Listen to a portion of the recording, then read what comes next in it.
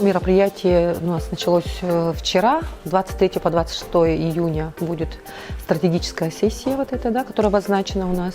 Она называется у нас «Устойчивое развитие детства в Якутии» и преследует собой такую цель, как разработка концепции устойчивого развития детства в Якутии в сфере здоровья и сбережения.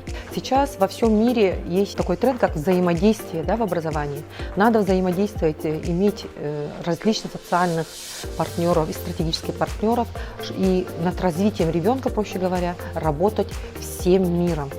Для этого как раз-таки сегодня и пишется модель кластерного взаимодействия в сфере здоровья и сбережения. Поэтому сегодня собрались и вчера на стратегической сессии, которая прошла вчера, пленарное собрание.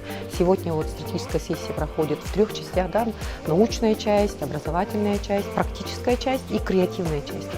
Вот в этих частях у нас как раз-таки присутствуют различные слои нашего общества в Якутии. Да? Это и детские сады, и школы, и Министерство культуры, представители, и Министерство спорта, и различные некоммерческие образовательные организации, коммерческие организации, фонды, представители Национальной библиотеки Республики Саха-Якутия.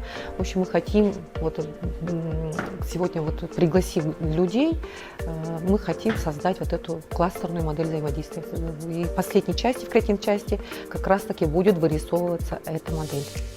Как мы будем работать в сфере здоровья и сбережения, чтобы у нас получилось устойчивое развитие детства в Якутии.